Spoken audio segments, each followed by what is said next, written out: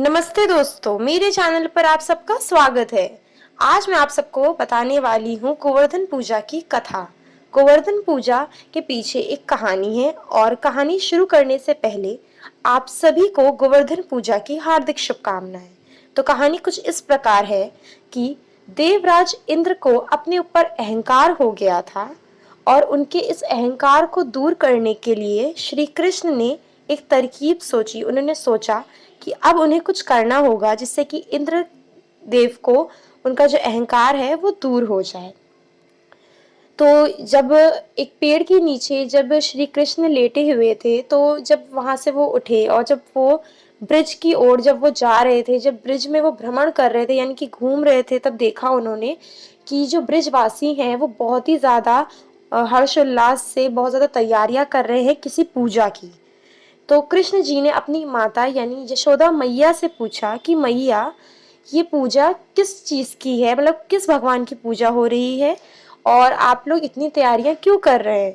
तो यशोदा मैया ने कहा कि आज देवराज इंद्र की पूजा होने वाली है, इसीलिए हम सब इतनी तैयारियां कर रहे हैं और बाकी सब भी बहुत ज्यादा यहाँ पे खुश हैं। तो श्री कृष्ण ने मैया से पूछा कि मैया, इंद्रदेव की पूजा हम क्यों करते हैं? वो तो हमें कभी दिखते भी नहीं है, वो हमारी अर्पित की हुई सामग्री को लेते भी नहीं, मतलब कभी स्वीकार भी नहीं करते हैं, तो हम उनकी पूजा क्यों करते हैं? तो मैया ने कहा कि देखो लल्ला, जो देवराज इंद्र है ना, उनकी ही वजह से वर्षा होती है। तो अगर हम उनकी पूजा करेंगे तो बहुत ज़्यादा अच्छी वर्षा होगी, अच्छी वर्षा होगी तो बहुत अच्छी तरह से अनाज उगेगा, अनाज अच्छे तरह से उगेगा तो हमारी जो गाय हैं उनको अच्छी तरह से उनको चारा खाने को मिलेगा। तो इसीलिए हम देवराज इंद्र की पूजा करते हैं ताकि वो खुश हो जाएं और अच्छे से वर्षा करें और अपना आशीर्वाद हम सब पे बनाए रखें। तो कृष्ण जी सोचने लगे कि ऐसा क्यों होता है मैया, वो तो हमें कभी दिखते भी नहीं है, साथ ही साथ वो हमारी अर्पित की हुई सामग्री को कभी स्वीकार भी नहीं करते हैं। इससे अच्छा तो हम लोग को गोवर्धन पर्वत की पूजा करनी चाहिए। तो मैया ने पूछा, गोवर्धन पर्वत की पूजा क्यों करनी चाहिए लल्ला? तो कृष्ण जी ने कहा कि गोवर्धन पर्वत पे हमारी जो गायें हैं, जितनी भी हमारी गैयां हैं, वो सब गोवर्धन पर्वत के पास जाती हैं और वहां से ही घास चरती हैं, वहीं पे घास खाती हैं, है ना। तो हम सबको गोवर्धन पर्वत की पूजा करनी चाहिए और गोवर्धन पर्वत ही एक ऐसा पर्वत है जो हम जो भी सामग्री उन्हें पूजा में अर्पित करेंगे तो उसको स्वीकार भी करेगा। तो हमें तो इस तरह से मुझे लगता है कि हमें गोवर्धन पर्वत की पूजा करनी चाहिए।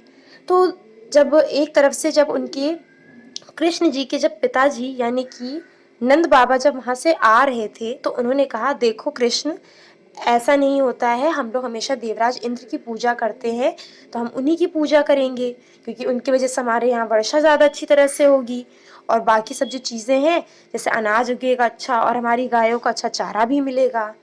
तो ब्रिज के वासियों में एक उनकी जो पड़ोस में रहती थी, वहां से एक महिला आई।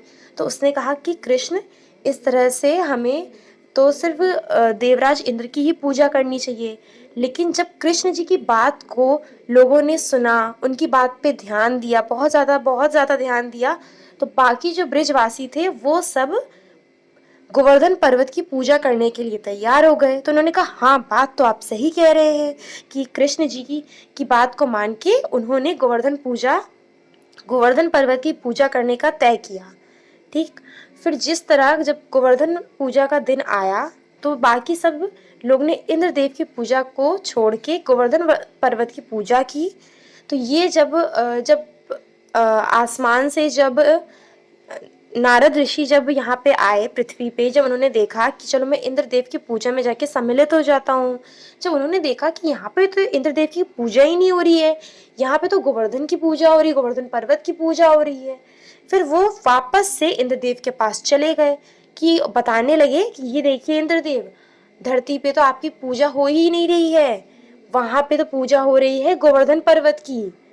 तो ये बात सुन के इंद्रदेव को लगा कि ये तो उनका अपमान हुआ कि उनकी पूजा जो इतने वर्षों से हो रही थी वो इस वर्ष ऐसा क्यों हो रहा है, गोवर्धन पर्वत की पूजा क्यों हो रही है। तो इंद्रदेव ने क्रोधित होकर तेज वर्षा कर दी। तो उन्होंने सोचा कि अब ब्रिज पे मैं बहुत ज्यादा तेज वर्षा कर दूंगा, जब वर्षा बहुत ज़्यादा अधिक तेज हो गई तो जितने भी ब्रजवासी थे वो कृष्ण जी के पास चले गए कि कृष्ण जी अब बताइए कि अब हम क्या करें, यहाँ पे तो बहुत ज़्यादा तेज वर्षा हो रही है, इंद्रदेव ने आज बहुत तेज वर्षा की है, अब हम क्या करें। तो इंद्रदेव ने जो वर्षा की उससे बचने के लिए कृष्ण जी ने कहा कि एक काम करते हैं, हम सब लोग गोवर्धन पर्वत जाते हैं और वहां पे जाके शरण ले लेते हैं। तो सारे ब्रिजवासी कृष्ण जी के साथ गोवर्धन पर्वत चले गए। फिर वहां पे गोवर्धन पर्वत को कृष्ण जी ने अपनी हाथ की छोटी उंगली पे, सबसे छोटी उंगली पे गोवर्धन पर्वत को उठा लिया और सारे ब्रिजवासी उस गोवर्धन पर्वत के नीचे आ गए और वहां पे शरण ले ली और इस तरह से वो उस भारी वर्षा से बच गए। लेकिन इंद्रदेव ने जब देखा कि अब तो लग रहा है इस बालक ने सबको यहाँ पे गोवर्धन पर्वत के नीचे है, सबको लेके यहाँ पे सुरक्षित कर लिया है, तो उन्होंने वर्षा को बहुत ज़्यादा तेज कर दिया, अधिक तेज कर दिया। फिर वहाँ पे उन्होंने सोचा कि ऐसे कैसे हो सकता है कि कोई गोवर्धन पर्वत को अपनी उंगली पे उठा सकता है। और इसी प्रकार जो वर्षा थी वो 7 दिन यानी कि 1 हफ्ता तक जो वर्षा है वो अधिक तेज चलती रही और कृष्ण जी ने भी 1 हफ्ते तक गोवर्धन पर्वत को अपने हाथ की सबसे छोटी उंगली पे 1 हफ्ते तक यानी 7 दिन तक उठाए रखा।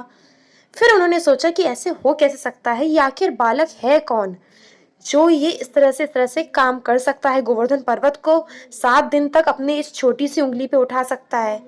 फिर जब वो इस बात को सोच रहे थे तो उसी समय वहां पे ब्रह्मा जी आए। तो ब्रह्मा जी ने कहा, देखो इंद्रदेव, ये जो बालक है ये कोई साधारण बालक नहीं है, ये तो श्री हरि नारायण विष्णु है, उन्हीं के स्वरूप है, यानी कि श्री कृष्ण है। ये वही है बालक स्वरूप में।